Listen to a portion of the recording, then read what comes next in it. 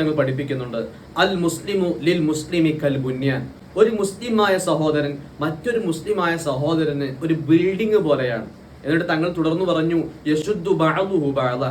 ആ ബിൽഡിങ്ങിന്റെ ഓരോ മെറ്റീരിയൽസ് പരസ്പരം ശക്തി കൊടുക്കുന്നത് പോലെ ഒരു മുസ്ലിമായ മനുഷ്യൻ മറ്റൊരു മുസ്ലിമിന് ശക്തി പകർന്നു കൊടുക്കേണ്ടതുണ്ട്. ഗസയിലുള്ള പാവങ്ങൾക്ക് വേണ്ടി ഞാൻ എന്തു ചെയ്തു, നമ്മൾ എന്ത് ചെയ്തു എന്ന് ഓരോരുത്തരും ശ്രദ്ധിക്കേണ്ടതും ചിന്തിക്കേണ്ടതുമായ സമയമാണ് കടന്നുപോയിക്കൊണ്ടിരിക്കുന്നത്. സോഷ്യൽ മീഡിയകളിൽ കൂടെ ഒരു കൂട്ടം ആളുകൾ അവരെ അനുകൂലിക്കുന്നവരെ ആക്രമിച്ചു കൊണ്ടിരിക്കുമ്പോൾ, ലോകത്തിന്റെ നാനാഭാഗങ്ങളിൽ വലിയ വലിയ രാഷ്ട്രങ്ങളെ കൂട്ടുപിടിച്ചുകൊണ്ട് പലരും അതിനുവേണ്ടി അനുകൂലിച്ചും പ്രതികൂലിച്ചുമൊക്കെ നടപടികൾ എടുത്തുകൊണ്ടിരിക്കുമ്പോൾ, യഥാർത്ഥ ഒരു വിശ്വാസിയുടെ മൂർച്ചയേറിയ ആയുധമാകുന്ന പ്രാർത്ഥനയിൽ അവരെ നിങ്ങൾ ഇടം കൊടുത്തിട്ടുണ്ടോ എന്ന് ചിന്തിക്കേണ്ട ഒരു സമയമാണ്. ഹബീബ് ത്വഹ റസൂലുള്ളാഹി സ്വല്ലല്ലാഹു അലൈഹി വസല്ലം നിങ്ങൾ പഠിപ്പിച്ചതുപോലെ നമ്മൾ അവർക്ക് വേണ്ടി ശക്തി പകർന്നു കൊടുക്കണം.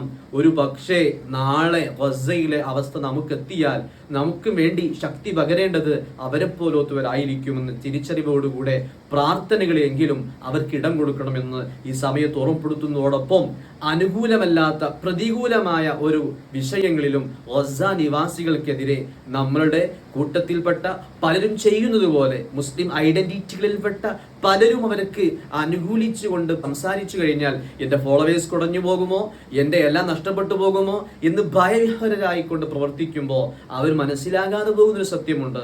ഒരു പക്ഷേ ഇന്ന് നമ്മൾ അനുഭവിച്ചു കൊണ്ടിരിക്കുന്ന സ്വാതന്ത്ര്യം നിഷേധിക്കപ്പെട്ടു കഴിഞ്ഞാൽ നമുക്കും വരുന്ന അതേ അവസ്ഥകളായിരിക്കും എന്നുള്ള ബോധത്തോടുകൂടെ പ്രവർത്തിക്കുക. നാഥൻ നമ്മുടെ ഇസ്ലാമിനെ ഇസ്സത്ത് നൽകുമാറാകട്ടെ. അസ്സലാമു അലൈക്കും.